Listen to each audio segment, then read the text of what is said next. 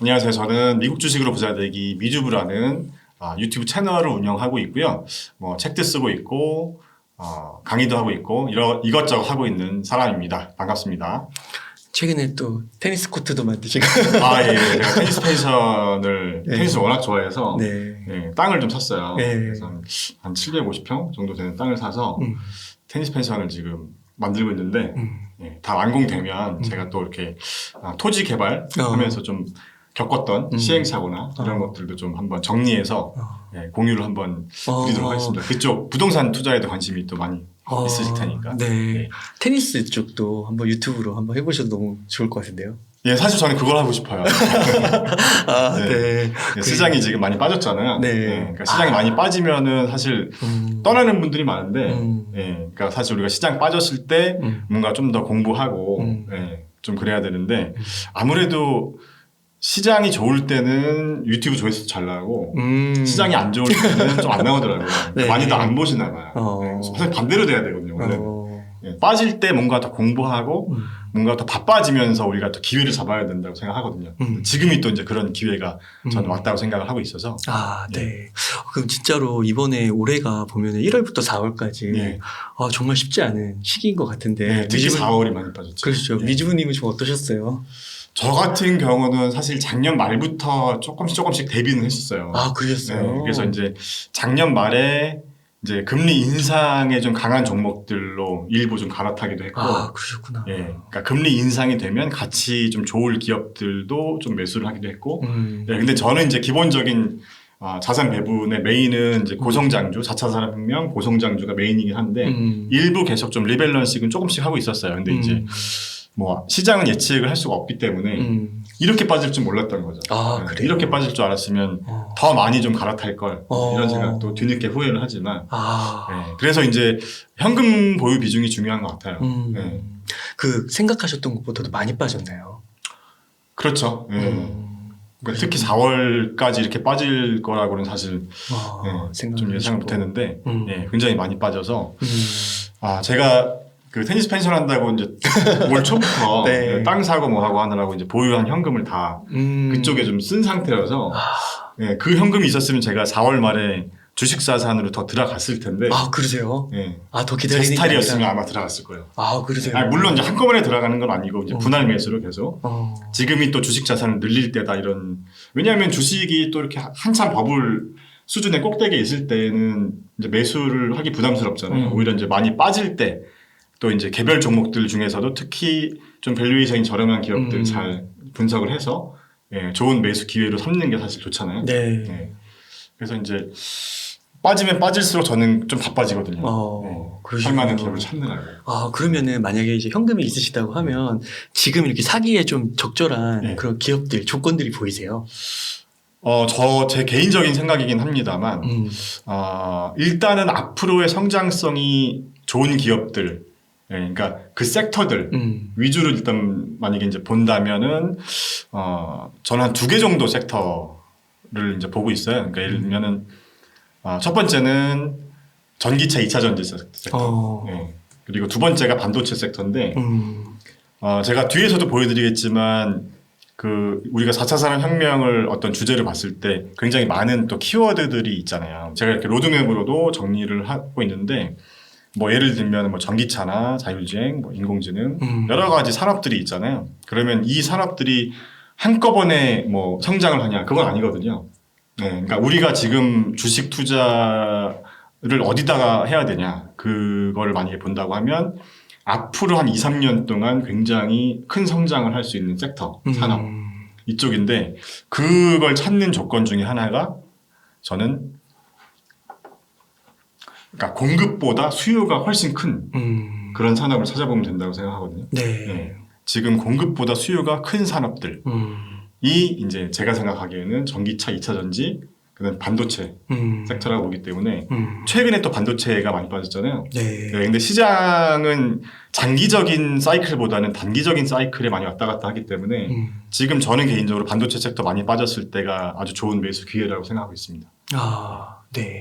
그 PPT에 이렇게 또 깔끔하게 매수하기 좋은 기업을 찾는 4가지 기준 이렇게 정리를 해주셨는데 요거 제가 한번 보고 좀 궁금증이 생겨가지고요. 예. 그 첫 번째 그 밸류에이션이 적정 가치 이하로 하락한 기업이 그 말씀해주신 2차 전지 반도체 전기차 안에서도 예. 지금 이제 존재하는 거예요. 사실 그렇습니다. 저 같은 경우는 개인적으로 엔비디아나 AMD가 과하게 빠졌다 이렇게 생각을 하고 있었거든요. 근데 이제 엔비디아 같은 경우는 최근에 조금 이슈가 또 있었잖아요. 특히 엔비디아 같은 경우는 저희가 이제 투자자 관점에서 좀 유심히 봐야 될 부분이 중국이나 대만 매출 비중이 높아요. 그러니까 지금 중국 봉쇄 관련 이슈가 또 있잖아요. 그리고 뭐 기사 같은 거 검색해 보면 엔비디아의 GPU가 뭐 재고가 남아돈다 이런 얘기가 또 있거든요. 그러니까 엔비디아 같은 경우는 지금 단기적으로는 좀 재고가 많고 뭐 중국 문제가 좀 있어서 뭐 좀 위험하다 뭐 이런 견해도 있지만 지금 엔비디아 같은 경우는 5월 25일에 실적 발표가 있으니까 실적 발표일을 한번 보면서 판단하면 될 것 같은데 그래도 엔비디아가 갖고 있는 잠재적인 성장 잠재력에 비해서 지금 현재 주가는 좀 많이 빠졌다. 엔비디아가 그러면은 지금은 주가가 좀 많이 빠졌는데 향후 이제 뭐 성장성이나 그런 것들을 봤을 때는 지금 좀 밸류에이션 쪽으로 적정 가치 이하로 좀 판단이 된다. 그렇죠. 저는 이제 그렇게 생각하는데 물론 단기적으로 더 빠질 수도 있어요. 근데 이제 그러니까 우리가 주식 투자를 하는 사람들이 뭐 저점이 어디냐, 뭐를 맞추는 개념이 아니잖아요. 점쟁이처럼 뭐 이 바닥이 어디냐 이런 걸 맞추는 개념이 아니라 우리가 생각하는 이 회사의 어떤 적정 가치, 밸류에이션에 대한 평가를 개인적으로 한번 해보고 내가 생각하는 적정 가치 미치다라고 하면은 과감하게 또 매수 버튼을 누를 수 있는 또 결단도 필요하다고 생각하거든요. 왜냐하면 제가 이걸 한번 좀 보여드릴게요. 왜냐하면 지금 보시는 화면은 테슬라의 이제 주가 차트인데, 자 여기 보시면 여러 이제 월가 전문가들이 그러니까 여러 월가 전문가들이 테슬라의 적정 주가를 이렇게 계속 이렇게 얘기를 하고 있어요. 그래서 보시면 뭐 JP모건 같은 경우는 테슬라의 적정 주가가 295불이었다가 325불로 높였잖아요. 지금 현재 테슬라 주가가 지금 뭐 900불 정도 하는데, 그러니까 JP모건은 여전히 짜게 보고 있는 거죠. 325불. 그 다음에 다른 기업들 웰스파고 같은 경우는 1100불. 그러니까 되게 천차만별이잖아요. 월스트리트 전문가들도 테슬라 주가에 대해서 천차만별인데, 그럼 우리가 뭐 예를 들어 테슬라 투자자들이 누구 말을 믿고 투자 기준을 잡아야 되냐? 이건 자기 기준이 없으면 안 되거든요. 그래서 이제 그런 차원에서 어떤 기업이든지 자기만의 어떤 적정 밸류에이션을 판단하는 그런 기준이 있어야 된다. 이렇게 이제 말씀드리고 싶고요. 그래서 뭐 자꾸 이제 물어보세요. 지금 사면 돼? 뭐 바닥이 어디야? 이렇게 이제 물어보시는데 그건 아무도 모르거든요, 사실. 워렌 버핏도 경제를 예측하는 건 의미 없는 일이다 이런 얘기를 한 것처럼, 그러니까 우리가 엔비디아 같은 기업 또는 테슬라 같은 기업, 고성장주들, 그러니까 앞으로 큰 성장이 예상되는 그런 기업들은 앞으로 3년 뒤, 5년 뒤에 그 회사의 실적이 어느 정도까지 발전할 수 있고 그에 따른 적정 밸류에이션을 한번 산정해 보면서 내가 3년 뒤 또는 5년 뒤에 나름대로 내가 생각하는 목표 주가를 정해보시는 게 도움이 되실 것 같습니다. 그러면 아까 그 나스닥이 막 4% 이렇게 떨어졌을 때 현금이 있으셨고 그리고 저자님이라면 들어가실 거라고 하셨잖아요. 그리고 분할로 들어가신다고 하셨어요. 그럼 분할로 들어간다는 게 예를 들어 한 1,000만 원을 예를 들어 뭐 이제 엔비디아를 사는 거예요. 그럼 어떻게 분할을 하세요? 그러니까 이게 시장 분위기에 따라 다른 것 같아요. 그러니까 시장 분위기가 지금같이 굉장히 공포심이 공포심이 큰 상황이면 좀 더 쪼개는 거죠. 예를 들어서 1,000만 원 가지고 한 200만 원씩, 그러니까 어떤 종목을 1,000만 원씩 살 건데, 나는 200만 원씩 5번에 걸쳐서 분할해서 하겠다. 그런 계획을 세웠다라고 하면, 지금 같은 분위기에서는 조금 더 보수적으로 보는 거죠. 조금 더 쪼개는 거죠. 한 5번 정도 나눠서 하는데, 좀 더 보수적으로. 7번, 8번. 이렇게 좀 더 쪼개는 거죠. 그러니까, 내가 만약에 한 10년을 보고 이 기업의 향후 10년에 이 기업이 향후 10년 동안 이만큼 성장할 것이다라는 어떤 확신을 갖고 투자를 했다면 사실 주가가 하락했을 때가 좋은 기회잖아요. 10년을 갖고 있을 거라면. 그러면은 뭐 지금 예를 들어서 엔비디아가 뭐 한 180불 때까지 하락을 했었거든요. 그러다가 다시 또 이제 왔다 갔다 하는데 그 밑으로 더 떨어지든 아니면은 그 조금 위에서 사든 한 10년 뒤에 만약에 이 기업의 주식의 가치가 한 5배 정도 상승을 할 것이라는 어떤 정답이 나와 있다면 지금 한 10%뭐 비싸게 사고 10% 싸게 사고 사실 큰 의미는 없는 수치거든요. 하지만 그래도 기분이라는 게 있기 때문에 그렇죠. 그래서 이왕이면 내가 가지고 있는 자산, 그러니까 투자 예산을 정했으면 이왕이면 좀 바닥에서 들어가는 게 기분은 좋으니까 예, 그래서 지금 같은 분위기에서는 조금 더 보수적으로 예, 네. 좀 더 분할 매수를 하고 있습니다. 네. 그리고 저기 또 3번에 예. 그 인플레이션이 와도 기업의 수익률이 하락하지 않는 기업. 예. 이게 또 지금 인플레이션이 되게 이슈가 되고 있잖아요. 예. 저거는 좀 어떤 의미인지 설명 좀. 저 같은 경우는요, 재무제표를 볼 때 네. 매출 이익률을 많이 봐요. 네. 네, 매출 이익률은 한마디로 매출에서 매출 원가만 뺀 수익 지표거든요. 네. 네, 그러니까 저도 이제 예전에 화장품 비즈니스를 하면서 좀 힘들었던 부분이 뭐냐면 영업이익률하고 다른 건가요? 영업이익률과 다르죠. 네.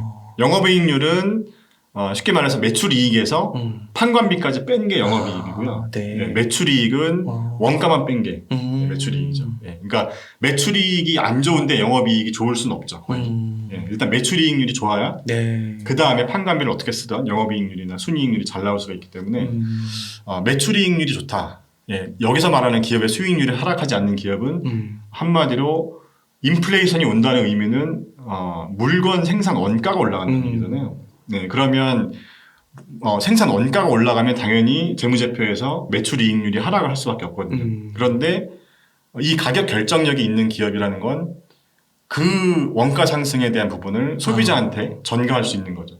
최근에 이제 테슬라 같은 기업이 지금 일반 소비자들이 굉장히 불만이 많잖아요. 가격 너무 자주 올린다고. 네. 그래도 사잖아요, 테슬라. 네.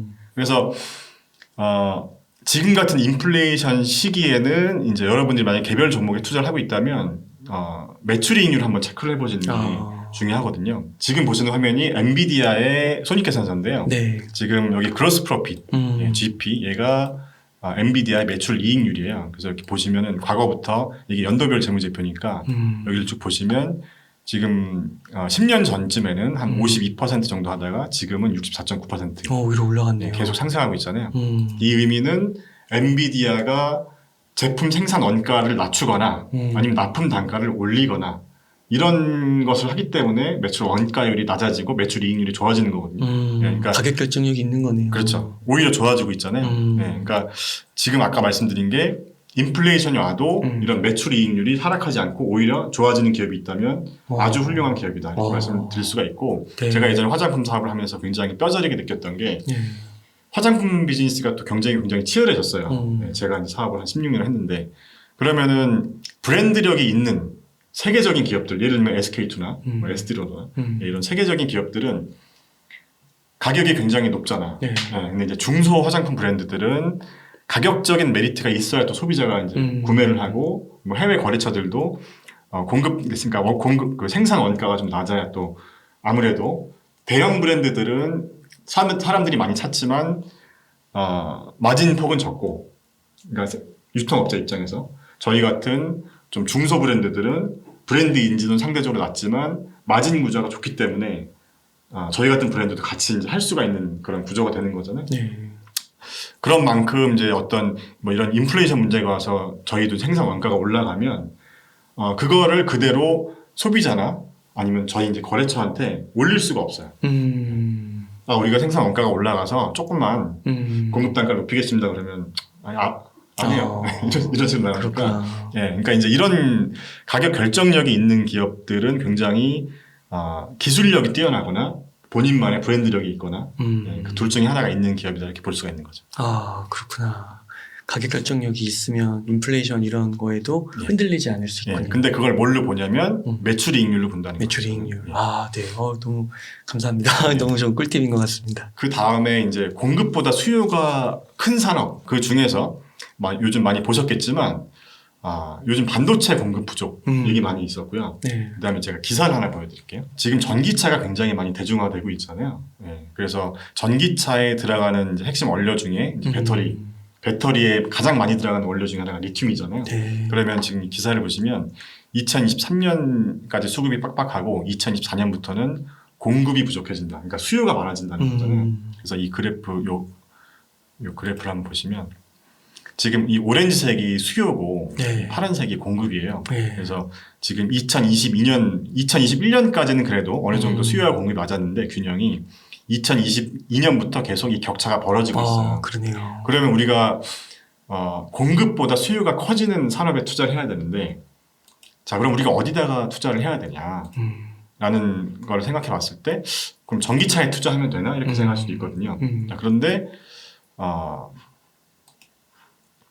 전기차 같은 경우도 리튬이 부족해져서 생산에 차질이 생기면 전기차 기업들도 또 주가가 폭락할 수도 있거든요. 우리가 겪었잖아요. 지금 보시면 반도체 쇼티지 작년에 반도체 공급 부족으로 인해서 뭐 자동차 관련주 굉장히 좀 안 좋았던 게 생산 차질이 빚었거든요. 네. 뭐 니오 같은 중국 브랜드 니오 같은 회사는 한 달 정도 공장 가동을 또 멈추기도 했었고, 그러면 지금 반도체 같은 경우도 공급보다 수요가 굉장히 큰 상황이고, 리튬도 마찬가지거든요. 그러면 우리가 이제 공급보다 수요가 더 커지고 공급이 부족해졌을 때 좋아할 만한 기업들에 투자를 하면 된다는 거죠. 또는 그런 산업에 통째로 투자를 하거나. 네. 그러면 저런 경우에는 리튬 좀 원자재를 다루는 그런 기업에다가 투자를 해야 되는 건가요? 예, 그런데 이제 개별 종목에 투자하실 때는 좀 재무제표도 봐야 되고, 또 개별 종목 같은 경우는 또 여러 가지 변수가 많잖아요. 임원진들 문제도 있을 수 있고, 그래서 제가 이제 추천드리는 방법은, 이 자료는 제가 이제 온라인 강의에서 수강생분들과 이제 공부하는 자료인데, 네, 공개하셔도 돼요. 예, 괜찮습니다. 예. 네. 그래서 이렇게 보시면은 제가 이렇게 4차 산업혁명 관련 ETF들을 정리를 해놨어요. 그래서 이쪽 한번 보시면, 뭐 이런 식으로 3D 프린터, 5G, 뭐 로봇, 미래에너지, 반도체, 우주산업, 뭐 의료혁명, 네. 인공지능, 자율주행, 전기차, 클라우드, 뭐 핀테크 등등 IoT까지 이렇게 정리를 해놨는데,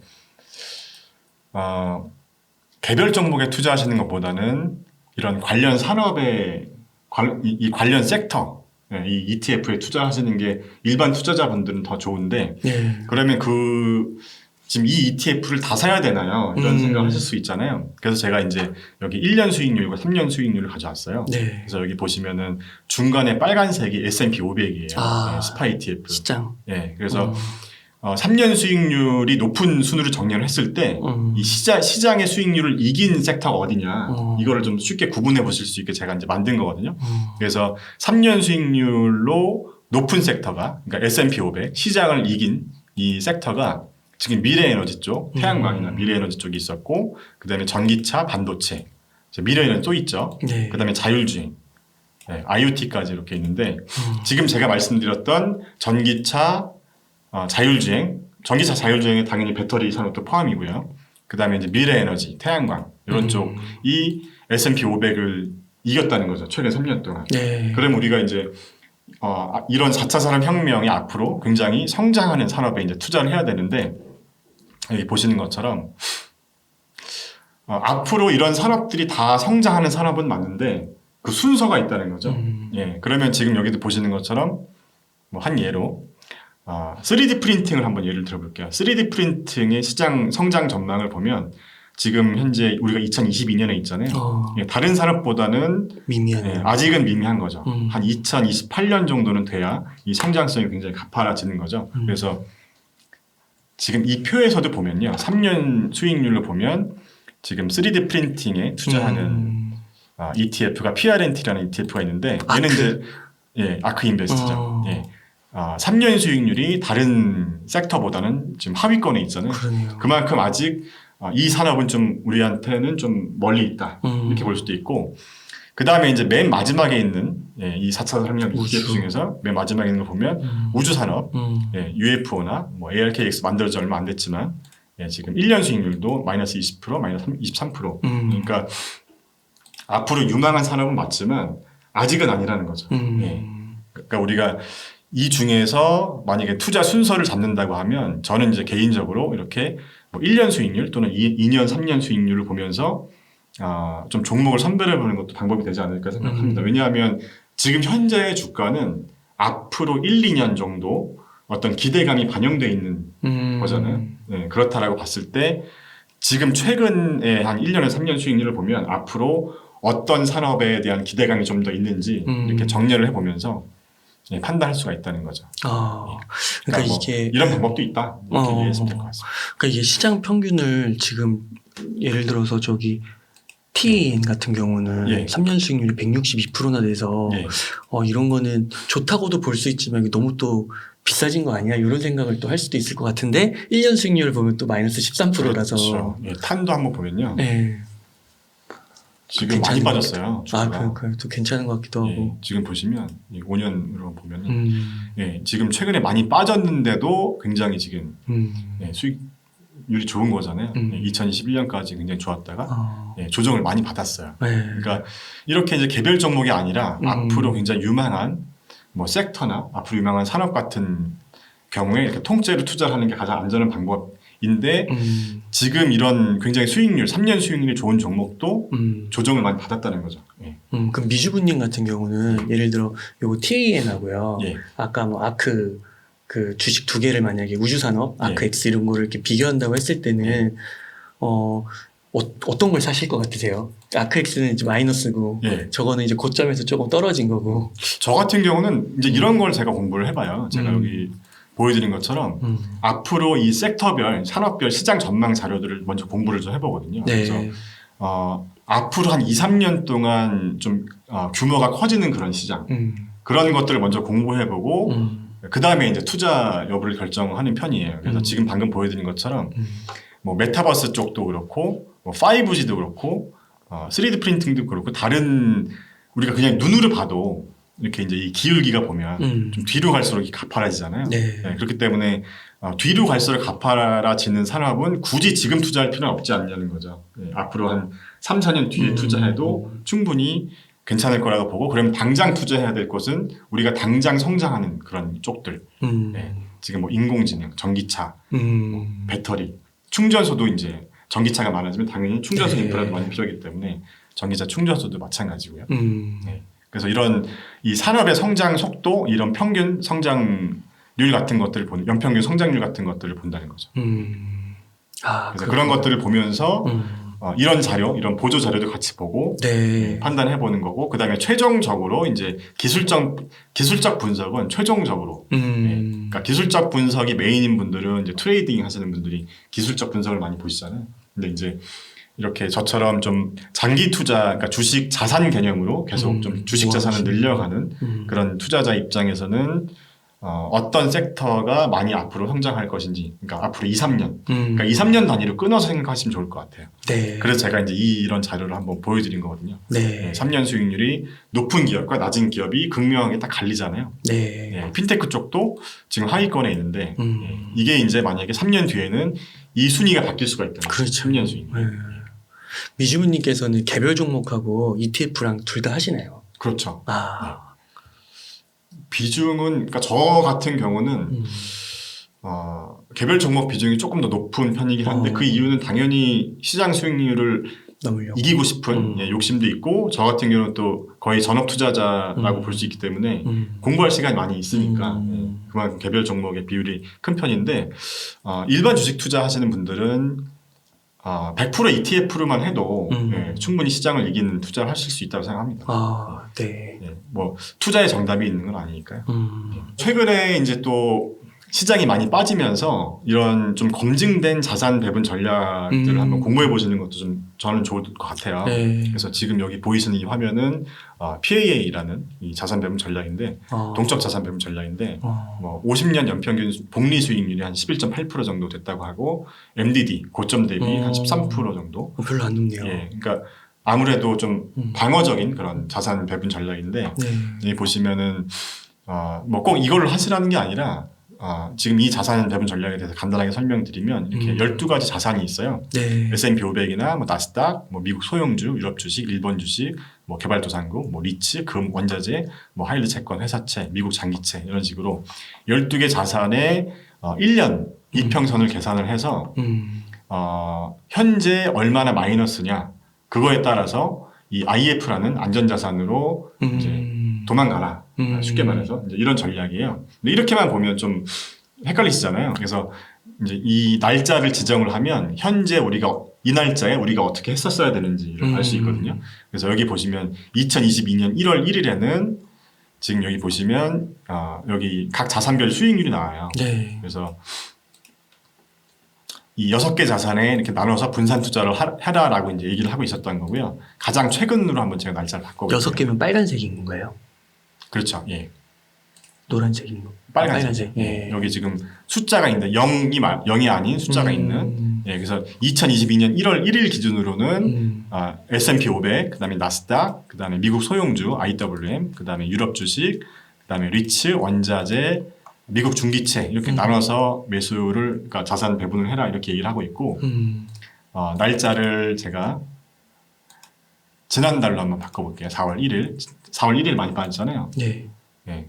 바꿔보면 지금 4월 1일 기준으로 보면 IF 그리고 도망가 있어라 이렇게 얘기를 하고 있는 거거든요. 그래서 지금 제가 4월 1일부터 4월 29일 한 달간 이제 수익률을 이렇게 설정할 수 있게 그러니까 활용하실 수 있게 해놨는데 여기 보시면 이 IF를 갈아탔을 때 수익률이 마이너스 3.6%. 그러니까 사실 최근에 원래 이제 국채 같은 경우는 안전자산이긴 맞는데 최근에 이제 금리 인상하고 뭐 양적 긴축한다 뭐 이러면서 국채 가격도 많이 하락을 하긴 했어요. 그래서 지금 IF 같은 경우는 미국 중기채인데 한 3.6% 정도 하락했거든요. 그런데 4월달 한 달만 여기 보면 지금 스파이 ETF가 9% 정도 하락했고요. 그 다음에 나스닥 QQQ가 13.4%가 빠졌어요. 그러니까 훨씬 시장은 굉장히 크게 박살이 났고 아마 개별 종목에 투자하시는 분들은 이거보다 훨씬 더 많이 빠지셨을 거예요. 그러니까 만약에 이 자산 배분 전략으로 했다라면 남들이 이렇게 빠질 때 나는 좀 좀 마음 편하게 어느 정도 자산을 지킬 수 있었다는 의미가 되는 거고요. 이거는 그러니까 약간 반성의 의미인가요? 사전에 할 수는 없는 거고. 보통은 이제 이런 자산 배분 전략으로 한다고 하면 매달 초 또는 매달 말에 월 한 번 리밸런싱을 해요. 네, 그래서 지금 제가 날짜를 바꿔볼게요. 지금 이거를 3월 달로 하면 3월 달에는 어떻게 했었어야 됐는지를 알려주는 거예요. 네, 그러면 3월 달에도 IF에 있었어야 돼요. 네. 그럼 3월 달에도 그렇고 2월 달도 보면 2월 달에도 이렇게 있었어요. 네. 그러니까 이렇게 이제 알려준다는 거죠. 와, 진짜 장이 안 좋았네요. 네. 그래서 제가 이제 이런 식으로 좀 눈으로 확인해 보시라고 제가 만들어드린 거예요. 네. 그래서 1월 1일까지는 이제 6개 종목에 분산 투자를 하고 있었다가 2월 1일부터는 IF를 많이 갈아탔다면 지금 시장이 한 4개월 동안 방어할 수 있는 거예요. 박살이 났을 때 방어할 수 있었다. 근데 이제 이런 자산 전략을 제가 이렇게 백테스트를 해보면 하락장은 확실히 잘 막아주는 것 같아요. 근데 이제 상승장에서는 조금 늦게 따라가는 것 같더라고요. 이런 자산 배분 전략이. 그래서 이제 투자 성향에 따라서 나는 조금 덜 먹더라도 시장이 빠질 때 좀 더 덜 스트레스를 받으면서 하고 싶다라는 분들은 이런 자산 배분 전략 한번 보시는 것도 좋죠. 이런 자산 배분 전략이 굉장히 많아요. 그래서 그러니까 그 2000년도 코로나 이후에 급상승할 때는 다들 성장주 얘기하고 자산 배분이라는 건 별로 얘기 안 했던 것 같은데 요즘은 좀 자산 배분이라는 용어가 많이 들리는 것 같아요. 그래서 워렌 버핏도 이런 얘기를 하셨어요. 그러니까 주식 투자로 수익을 내는 게 어떤 매수 타이밍이나 종목 선택보다는 자산 배분이 훨씬 더 중요하다. 어떻게 자산 배분을 하느냐가 더 수익률에 더 큰 영향을 미친다 이런 말씀하셨거든요. 그런 것처럼 너무 개별 종목에만 집중하시기보다는 이렇게 ETF들이 많이 있으니까 이런 것들을 보면서 그러니까 제가 이런 것들을 이렇게 날짜를 바꿔보면서 각 산업별 동향이 어떻게 되는지 좀 눈으로 볼 수 있게 이런 게 좀 편하더라고요. 그래서 이렇게 제가 만들었습니다. 확실히 이번 그 폭락에서는 성장주가 많이 포함되어 있는 나스닥이 많이 빠졌네요. 그렇죠. 많이 빠졌죠. 많이 오르기도 했고. 그래서 이렇게 보시면 될 것 같고요. 네.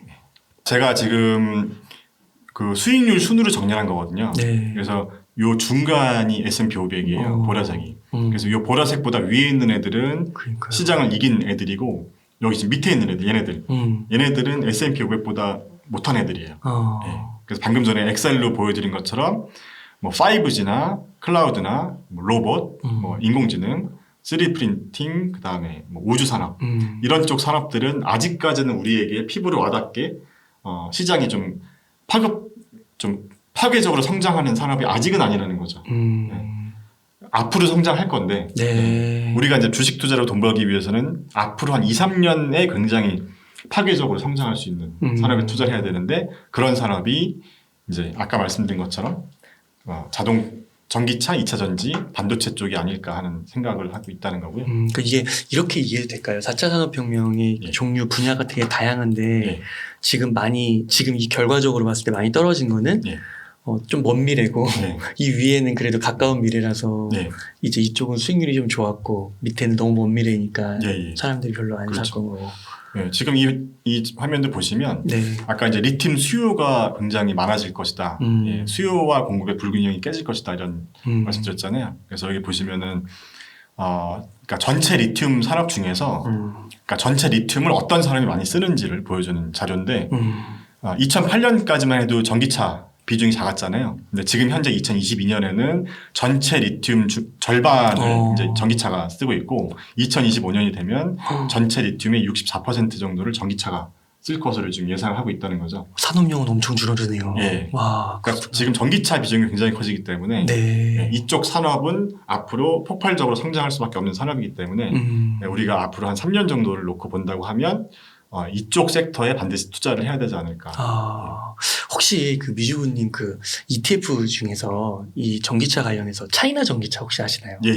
그 차이나 전기차는 예. 괜찮은가요? 차이나 전기차도 올해 많이 빠졌잖아요.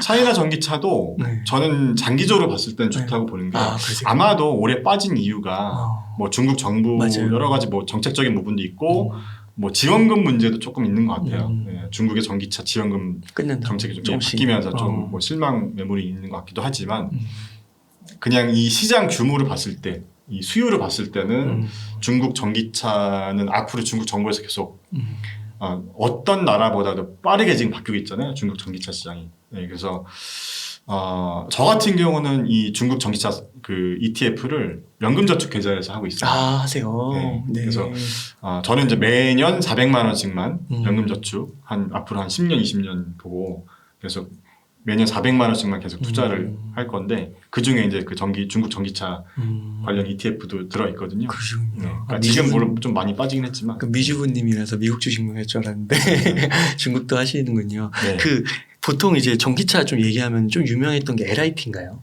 LIT ETF. LIT 네. 좀 유명하고 그다음에 차이나 전기차 이런 거 좀 이렇게 많이 생각하시는 것 같은데 네. 그럼 LIT도 사시고 차이나도 사시고 하시는 거예요? 그렇죠. 아. 네. 연금저축계좌 같은 경우는 이제 해외 상장 ETF는 못 사니까 네. 국내 상장 ETF들 중에서 이제 해외 시장에 투자하는 그런 ETF들 위주로 하고 있죠. 그러니까 어떤 분들은 그게 글로벌 리튬, 뭐 타이거 글로벌 리튬인가? 뭐 네, 이렇게. 그것도 있어요. 네, 그래서 그거랑 차이나랑 이렇게 비율 조절하시면서 투자하신다고도 하고 그러더라고요. 예, 그 글로벌 리튬이 제가 알기로는 아마 LIT랑 네, LIT 랑 구성 종목이 거의 맞습니다. 같다고 보시면 될 것 같고요.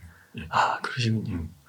그래서 차이나 전기차도 좀 간혹 힘들어하신다는 분들이 네. 많이 네. 댓글에 달아주셔가지고. 그러니까 이제 모르겠어요. 그러니까 하락을 하면 힘들고 오르면 또 올라도 싫어하시는 분들도 있어요. 못 더 살 걸. 그러게요. 네, 그러니까 이제 그래서 나만의 어떤 투자 원칙이 필요한 것 같아요. 네. 그러니까 저 같은 경우는 아까 연금저축 계좌는 매년 400만 원씩 투자를 하겠다고 했으니까 지금 이제 1년 차거든요. 이제 2년 차예요. 저도 좀 늦게 시작한 건데 네. 그러면 뭐 떨어지면 또 계속 사면 되니까 앞으로 성장하는 사람이라면 근데 단 그 성장성이 꺾이거나 성장이 멈추는 산업은 안 되고. 예, 매도를 고려해 봐야 될 수도 있죠. 네. 그러면은 미주부님은 보통 이제 주식의 그 포트의 산업으로 이렇게 봤을 때 네. 4차 산업혁명이 주가 되시는 거예요. 저 같은 경우는요. 네. 지금 보시는 요 그래프가 제 자산 매분 현황인데 네. 주로 이제 고성장 쪽이 4차 산업혁명 네. 관련된 절반이네요. 쪽이 좀 메인이고요. 그 다음에 안정성장 같은 경우는 이제 마켓캡이 큰 기업들, 뭐 화이자 같은 기업도 포함이 되어 있고요. 예.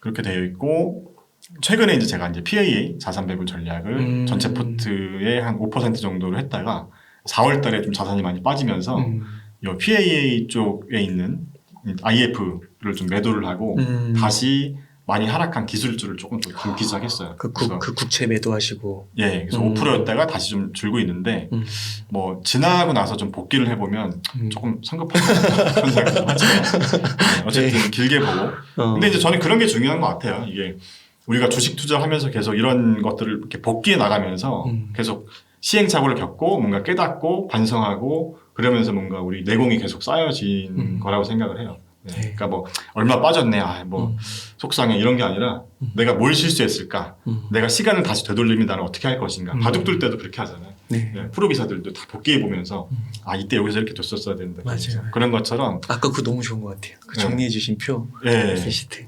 그래서 그런 식으로 이렇게 정리를 해보면서 계속 내가 이제 한 번 실수를 하고 한 번 시행착오는 겪지만 두 번은 안 하겠다. 약간 이런 마인드로 하시면 좋을 것 같고요. 미주님 이거 너무 궁금합니다. 방어와 레버리지는 뭔가요? 요거요? 네.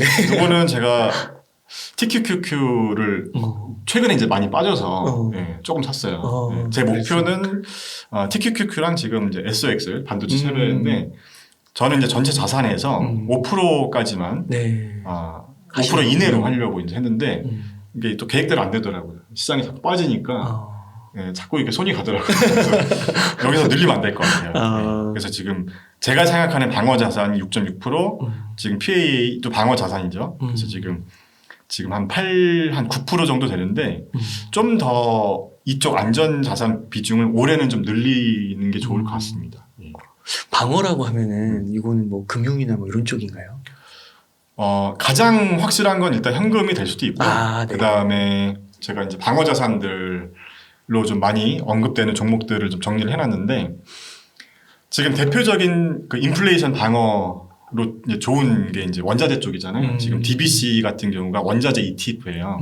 그래서 지금 1년 수익률이거든요. 네. 그래서 DBC 원자재 ETF의 1년 수익률이 56%가 넘어요. 와. 지금 S&P 500 같은 경우는 1년 수익률이 0.78%. 최근에 많이 다 까먹었죠. 그런데 이제 원자재 같은 경우는 인플레이션 시기에 굉장히 방어 자산으로 훌륭했다 이렇게 보실 수가 있고, 그다음에 인플레이션에 또 이제 대표적으로 이제 전통적으로 좋은 자산이 금이잖아요. 어쨌든 1년 수익률을 보면 S&P 500보다는 괜찮았다 이렇게 보시면 될 것 같고요. 그게 그래서 방어에 들어가는 거예요. 그리고 이제 PFIX라고 이건 이제 출시한 지 얼마 안 된 상품인데 금리가 오르면 같이 이제 상승하게끔 만든 설계된 그런 상품이라고 하더라고요. 그러니까 금리 인상할 때 같이 올라가는 그런 종목인데 지금 1년 수익률 같은 경우는 얘가 파란색인데 여기 보시면 작년까지 하락했다가 올해부터 굉장히 상승하는 그런 모습을 보여줬고 지금 밑에 있는 이 표는 연초 대비예요. 2022년 1월부터 현재까지거든요. 그래서 보시면은 2022년 1월부터 현재까지 수익률이 원자재가 34.5%, 그다음에 방금 막 설명드린 PFX 얘는 무려 61%예요. 2022년 1월부터 지금 4월 말 정도까지 수익률이 굉장히 지금 이런 종목들을 여러분들이 포트폴리오에 가지고 있었으면 시장이 깨졌을 때 오히려 수익을 낼 수 있는 또 그런 투자를 할 수 있었다는 거죠. 연초 대비 S&P 500은 지금 12% 정도 마이너스고요. 나스닥에서 더 심하겠죠. 저런 게 다 이제 ETF로 이렇게 있는 거예요? 다 ETF 있는 거죠. 그러니까 개별 종목에 굳이 머리 아프게 하실 필요 없고 이런 ETF만으로 자산 배분 전략을 한번 짜보시는 것도 좋은 방법이 될 수 있다는 거죠. 그 진짜 너무 미주부님께서 이 시각화를 너무 잘 해주시는 것 같아요. 감사합니다. 아까도 이게 보면은 4차 산업혁명 분도 사실 뭐 우주, 로봇 뭐 이렇게 되게 막 자율주행 거 다 섞어서 막 얘기하니까 다 잘 될 것 같고. 그렇죠. 근데 이게 딱 수치로 그 비주얼로 딱 보니까 그 안에서 또 갈리네요. 그러니까 우리가 사실 그러니까 시간에 대한 기회 비용이라는 게 있잖아요. 맞아요. 앞으로 잘 될 산업이어도 앞으로 한 2, 3년 남들은 막 택시 타고 가고 있는데 나 혼자 이렇게 걸어서 간다고 생각하면 좀 뒤처진다는 느낌이 드니까 남들 버스 타고 갈 때 나도 같이 그 버스를 올라타야 된다는 거죠. 그러니까요. 그래서 이렇게 다른 사람 다 가는데 저는 안 가고 있는 것 같다가 참다 못해서 또 갈아탔는데 그럼 또 얘가 그렇잖아요. 그럴 수도 있으니까. 항상 겪는 시행착오잖아요. 그러니까요. 그러시군요. 그래서 이렇게 공부를 열심히 해야 같은 실수나 같은 시행착오를 반복하지 않는다는 거고 저도 계속 열심히 공부를 하고 있습니다. 혹시 미주부님 그 미국 그리고 중국 전기차 좀 얘기해 주셨는데 한국 주식은 아예 안 하시나요? 한국 같은 경우는 2차 전지 쪽만 해요. 2차 전지. 그래서 제가 제 채널에서도 그 관련 기업들을 다룬 적이 있었는데 저는 항상 제가 공부 먼저 하고 투자를 하니까 그래서 작년 8월부터 좀 이제 조금씩 투자하기 시작했는데 뭐 수익률이 200%가 넘는 기업도 있고 뭐 100% 넘는 기업도 있고 괜찮은 것 같아요. 그러니까 한국 주식 중에서도 앞으로 좀 성장할 수 있는 그런 기업들 중에서 우리가 밸류에이션 평가를 또 잘 해보고 예, 매수하는 게 중요한 것 같고요.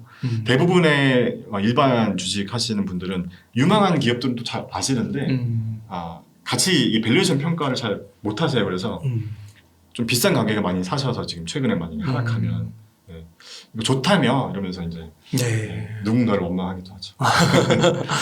또 그 미국 주식 하면은 또 많은 분들이 관심을 갖고 있는 게 빅테크잖아요. 네. 그 빅테크는 좀 요즘에 보면은 좀 갈리는 것 같더라고요. 전반적으로 좀 떨어진 것 같긴 한데, 그래도 애플 같은 애들은 되게 탄탄하게 버티고, 근데 막 넷플릭스나 막 페이스북은 엄청 떨어지잖아요. 예, 그러니까 저랑 같이 스터디하는 수강생분 중에서 이런 질문하신 분이 계세요. 네.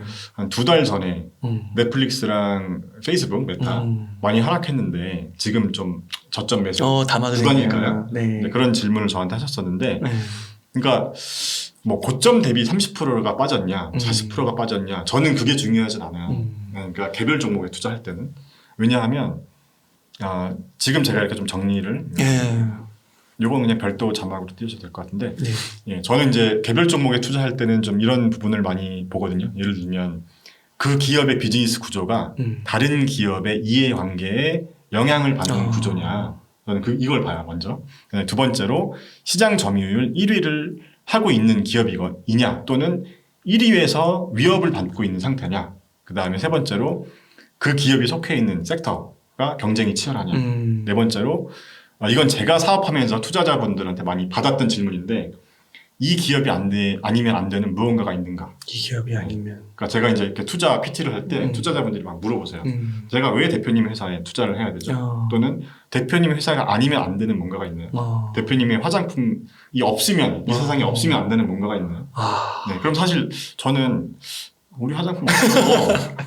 많은데 브랜드 이걸 어떻게 설명을 해야 되나, 뭔가 멋지게 설명을 해야 되나, 이런 고민을 많이 했거든요. 네. 근데 이제 지금 제가 투자자 관점에서 이런 질문을 던져보는 거죠. 네, 그런 관점에서 봤을 때 넷플릭스 같은 기업은 메타 먼저 설명할게요. 네. 메타 같은 기업은 뭐 페이스북이나 뭐 인스타그램이나 뭐 이런 플랫폼 기업이잖아요. 세계적인 기업이고. 근데 이제 최근에 애플이 뭐 광고 정책 변경한다고 하면서 타겟 광고가 안 되면서 뭐 이렇게 매출에도 영향을 많이 받았었고, 예. 그러면서 이제 최근에 이제 성장성이 많이 꺾이기도 했고, 그러니까 첫 번째 이 조건이 안 맞는다고 저는 봤어요. 예. 비즈니스의 구조가 다른 기업의 이해관계에 영향을 받는 구조라고 저는 생각한 거죠. 애플이 어떤 정책을 바꿨을 때 넷플릭스는 그거에 좌지우지 될 수밖에 없는 사업 구조를 갖고 있다고 생각을 했고, 그래서 이제 메타의 CEO 마크 주커버그는 이제 회사 이름을 메타로 바꾸면서까지 메타버스 시대에는 우리가 플랫폼 최상위에 그러니까 먹이 사슬 꼭대기에 있는 기업이 되겠다는 그런 생각을 하지 않았을까. 그 iOS랑 그 안드로이드 거기서 그렇죠. 그만큼이 된다는 거죠. 그러니까 예를 들면은 플랫폼들 중에서도, 그러니까 우리가 OS도 플랫폼의 일종이라고 봤을 때 맞아요. OS를 장악한 기업이 사실 사실 먹이 사슬 꼭대기에 있는 기업이라고 볼 수 있잖아요. 맞아요. 그 기업들이 마이크로소프트, 뭐 애플, 구글 같은 기업들이잖아요. 테슬라도 약간 그렇게 되는 거예요. 테슬라도 그렇게 되려고 하는 것 같아요. 그러니까 앞으로 이제 우리가 자율주행 어떤 플랫폼이 나온다고 했을 때 자동차 안에서 어떤 플랫폼이 필요한 시대가 올 것 같아요. 그러면은 뭐 내 차는 테슬라 자율주행 플랫폼 또는 맞아요. 구글의 뭐 웨이모 플랫폼 뭐 이런 식으로 우리가 처음에 이제 스마트폰 막 생겼을 때 굉장히 많았잖아요. 플랫폼들이. 예, 뭐 노키아도 있었고 뭐 이 스마트폰 플랫폼에 도전한 기업들이 많은데 지금 현재는 두 개로 나눠졌잖아요. 네, 그런 것처럼 자동차도 그렇게 될 것 같아요. 예, 그래서 자동차가 거의 뭐 이제 전자제품처럼 인식이 되는 시대니까, 예, 그 자동차의 OS 자율주행 플랫폼을 어떤 기업을 쓸 것인가. 뭐 예를 들면 현대차도 지금 자율주행 플랫폼을 열심히 이제 개발하고 있지만 이제 어느 순간에 한 2개 정도 기업으로 양분하게 되는 시대가 오지 않을까. 개인적인 생각입니다. 그래서 메타 같은 경우는 그런 좀 구조적인 한계가 있어서 현재로선 저는 이제 그렇게 생각을 했고, 만약에 이제 메타가 바라는 대로 메타버스 시대가 왔을 때 애플이나 뭐 구글이나 마이크로소프트 같은 기업과 동등한 어떤 플랫폼 OS, 메타버스라는 또 OS가 생길 수도 있을 것 같아요. 왜냐하면 우리가 그럼 뭐 그 메타버스 관련된 영화들을 보면 우리가 그 그 VR 네. 고글을 끼고 전혀 다른 세상으로 들어가는 거잖아요. 맞아요. 그럼 이제 그 어떤 새로운 플랫폼이 또 생길 수도 있지 않을까. 그랬을 때 메타 같은 회사가 그 플랫폼을 장악하는 OS를 장악하는 또 그런 새로운 어떤 개념이 나올 수도 있으니까 지금 전기차 자율주행 플랫폼처럼 그런데 좀 쉽진 않을 것 같다는 생각을 개인적으로 하고 애플이나 마이크로소프트, 구글 같은 기업이 걔네도 또 하지 우위를 않을까? 계속 이어나가지 않을까 개인적인 생각입니다. 네. 그 혹시 넷플릭스 같은 경우는 넷플릭스 같은 경우는요 지금 2번이나 3번에 좀 위배가 된다고 저는 생각을 했어요. 그래서 시장 점유율 1위를 위협받고 있는가. 지금 뭐 디즈니 플러스, 애플 TV, 아마존 프라임 이런 기업들이 계속 점유율을 깎아먹고 있잖아요. 그래서 넷플릭스 같은 경우도 이번 실적 발표 때 유료 구독자, 유료 가입자가 감소했다. 맞아요. 그것 때문에 주가가 굉장히 많이 폭락했잖아요. 그러니까 지금 크게는 두 단계로 하락했어요. 넷플릭스가. 한 번 하락하고 그다음에 또 한 번 하락했는데 이제 저희 수강생분이 1차 하락했을 때 물어본 거였거든요. 저는 그 전에 이제 이미 매도를 했었고 그러니까 매수를 하락했다고 하면서 안 하겠다는 이유가 이제 2번, 3번에 대한 부분을 말씀을 드렸던 거거든요. 그래서 아마존 같은 경우도 그런 의미에서는 마찬가지인 것 같아요. 저도 아마존을 작년 말 정도에 이제 갖고 있던 걸 매도를 했었는데 저 같은 경우는 아마존을 매도한 이유는 다른 이유가 아니었고 2022년에 이제 인플레이션 문제 생기면서 인건비 문제가 좀 많이 부각이 됐어요. 그러니까 회사의 수익 구조에 영향을 미치는 것 중에 하나가 인건비 부담이잖아요. 이거 신문에 나왔던 것 같아요. 아마존 인건비 인권 그 사무 직원들의 복지가 별로 안 좋다고. 지금 보시는 요 표가 직원 수가 많은 기업 순서예요. 그래서 지금 미국에서 가장 직원이 많은 기업이 월마트거든요. 네. 지금 230만 명. 이거 2위 기업이 지금 아마존이었어요. 160만 명. 네. 그래서 최근에 기사 보면 또 아마존에서 노조 조직한다 뭐 이런 얘기 있었고 그래서 이제 올해 2022년 제가 이제 작년 말에 올해 초에 다루기도 했던 주제인데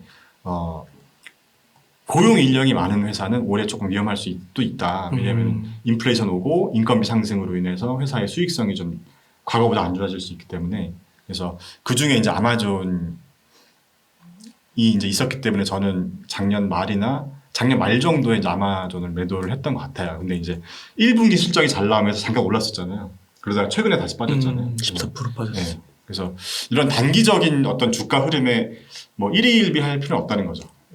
제가 한 3,000불 정도 가격에서 매도를 했었는데 그 위로 올라갔다가 지금은 다시 밑으로 많이 빠졌잖아요. 그러니까 뭐 올라갔다고 해서 팔지 말 걸 뭐 이런 게 아니라 내가 맞다고 생각하는 그런 어떤 매수 매도 원칙에 따라서 그냥 움직이는 게 맞다고 보고요.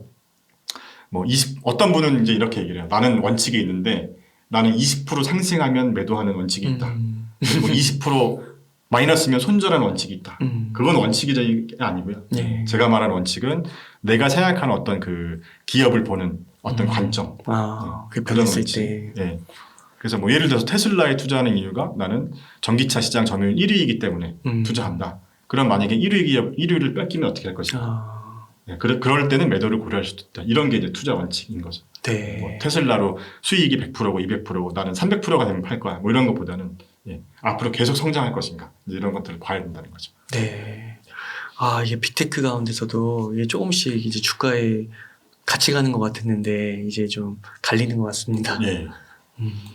그래서 최근에 이제 아마존, 넷플릭스, 페이스북 같은 그런 세계적인 기업들도 이렇게 빠질 수 있다는 걸 우리가 겪으면서 이제 그런 것들을 또 깨달으면서 공부를 해야 된다는 거죠. 그러네요. 그러기 위해서는 같이 열심히 공부하도록 합시다. 미주루님 요것도 한번 소개해 주세요. 그 미주루님 스터디. 제가 지금 보여드린 자료는 제 스터디 클럽에서 잠깐 제 스터디 클럽에서 이제 같이 공부하고 있는 자료 잠깐 이렇게 발췌한 건데요. 제가 지금 진행하고 있는 스터디 클럽이 있어요. 그래서 조금 더 유튜브에서는 얘기하기 좀 민감한 주제들도 좀 편하게 얘기할 수 있는 그런 공간이고 같이 공부하는 공간이거든요. 뭐 종목 추천해주고 그런 게 아니고요. 같이 발전해 나가자는 그런 스터디니까 관심 있으신 분들은 한번 같이 공부해 보시면 좋을 것 같습니다. 어떻게 들어갈 수 있어요? 고정 댓글에. 아, 네. 첫 댓글로 네. 고정하도록 하겠습니다. 감사합니다. 아닙니다. 텐베거 같은 경우도 제 개인적인 생각은 개별 종목에 이제 투자를 하실 때 그런 종목도 이제 좀 일부 하시는 분들도 계시는데 너무 큰 비중을 하실 필요는 없다고 생각을 해요. 네. 그러니까 전체 자산의 뭐 한 10% 정도만. 네. 왜냐하면 그만큼 리스크도 클 수 있고, 텐베거라는 게 이제 어떤 기업이 굉장히 큰 성장을 하고 큰 혁신을 해서 그렇게 되는 건데, 뭐 저도 사업을 해봤지만 이게 변수가 너무 많거든요. 나는 CEO가 아무리 열심히 해도 여러 가지 대외적인 변수에 따라서 바뀔 수가 있기 때문에 그럼 그걸 계속 체크를 해줘야 되거든요. 네. 그러니까 너무 많은 종목도 하지 마시고 한두 개 종목, 내가 잘 아는 분야나 내가 잘 전문적인 지식이 있는 그런 좋아하는 분야, 그런 분야를 해보셨으면 좋겠고, 지금 요 자료 잠깐 보시면 네.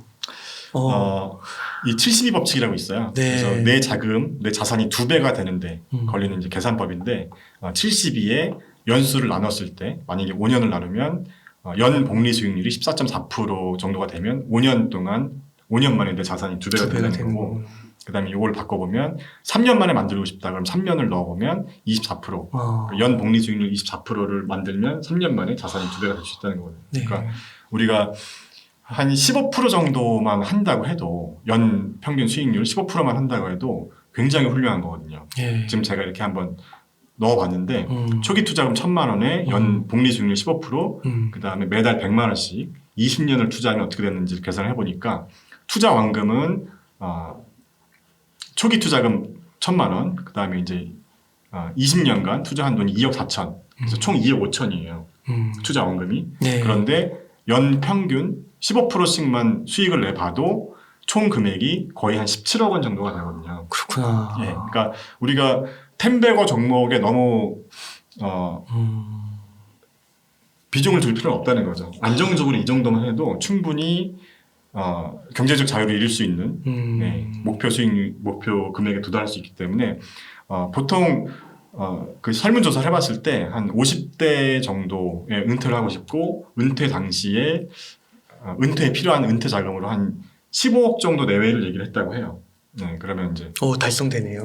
달성이 되는 거잖아요. 그럼 지금 현재 30대 또는 40대, 40살 정도 된 분이 한 20년 동안 초기 투자금 1,000만 원에 월 100만 원씩만 꾸준히 15%만 복리 수익을 내줘도 20년 뒤에 한 17억 정도가 되기 때문에. 야, 그러네요. 60살이면 그때는 또 120살까지 살 거 아니에요. 딱 절반 살았을 때인데. 그렇죠. 그 종잣돈이 1,000만 원에서 이렇게 되네요. 그래서 이제 제가 보여드렸었던 이런 자산, 이 VA라는 전략도 최근 50년 수익률이 한 17.7% 정도 최근에 좀 떨어졌긴 했지만 그래도 15% 이상이 나오고 있기 때문에 그러니까 너무 위험하게 주식 투자를 할 필요가 없다 말씀을 드리고 싶습니다. ETF 위주로 해도 달성 가능하다. 배주부님 이렇게 해서 좋은 전략까지 그리고 희망의 말씀까지 20년 후에 행복한 그런 미래까지 그려주셔서 너무 감사의 말씀드립니다. 오늘 초대해 주셔서 감사합니다. 네. 뮤주부님 그러면 또 책을 쓰셨잖아요. 미국 주식으로 부자 되기. 이것도 책 어필 한번 부탁드릴게요. 그러니까 미국 주식으로 부자 되기라는 책은 완전 주식 초보분들, 그러니까 주식을 한 번도 안 해본 분들이 보실 수 있도록 제가 썼어요. 미국 주식 할 수 있게. 왜냐하면 저도 처음에 이제 주식 공부를 하면서 여러 가지 책을 보면서 너무 어렵더라고요. 이게 무슨 말인지는 알겠는데 그래서 어쩌라는 거야? 저는 그런 생각을 많이 했었거든요. 그래서 제 책을 보시면 무슨 말인지는 알겠는데 그래서 어쩌라는 거야? 라는 생각은 안 드실 거예요. 굉장히 쉽게 이해할 수 있는 그런 식으로 제가 다 비유를 해드려서 썼기 때문에 완전 주식 입문하시는 분들은 한번 읽어보시면 좋을 것 같습니다. 네. 감사합니다.